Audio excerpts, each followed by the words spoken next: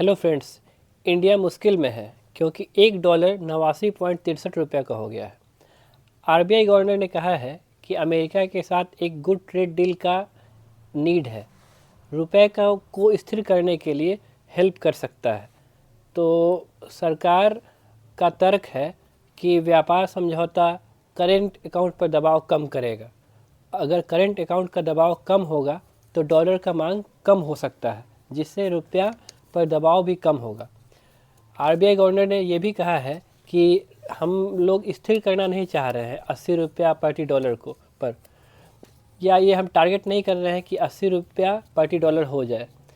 Exchange rate market की demand और supply पर निर्भर करता है। साथ ही उन्होंने कहा कि भारत के पास अच्छे फॉरेन एक्सचेंज रिजर्व हैं 690 बिलियन डॉलर का, इसलिए विदेशी लेन देन को हैंडल करने की क्षमता अभी है। तो सिर्फ अभी महंगाई बढ़ेगी, ज़्यादा टेंशन लेने की ज़रूरत नहीं है।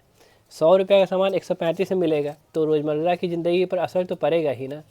जब डॉलर मजबूत होता है तब पूरी दुनिया की करेंसी पर दबाव बढ़ता है, रुपया भी इससे बच नहीं पाता। सामान के इंपोर्ट में भी डॉलर चाहिए होता है, इससे रुपया और कमज़ोर होता है और हर चीज़ महंगी हो जाती है। और अगर डॉलर ऐसे ही मजबूत होता रहा तो हम लोग को और भी झटका लगेगा। रुपया की वैल्यू नीचे रहने से विदेशी इंपोर्टर की चांदी हो जाती है। वो लोग कम दाम में सामान खरीद लेते हैं हम लोग का, और ज़्यादा सामान भी खरीद लेते हैं, कम कीमत पर ज़्यादा सामान ले लेते हैं। हमारा एक्सपोर्ट बढ़ता तो है पर ज़्यादा पैसा नहीं आता। यही होता है, जब रुपया का वैल्यू गिरता है तो एक्सपोर्ट बढ़ता है, इंपोर्ट घटता है, क्योंकि रुपया का वैल्यू गिर जाता है। तो रुपया को स्टेबल करने के लिए आरबीआई इंटरनेशनल मार्केट में डॉलर बेचने लग जाता है। इससे मार्केट में डॉलर की सप्लाई बढ़ने लग जाती है और डॉलर सस्ता हो जाता है, रुपया मजबूत हो जाता है। कुछ सेक्टर्स हैं जिनके शेयर रुपया कमज़ोर होने पर भी बढ़ते हैं। ऐसे सेक्टर हैं जैसे आईटी,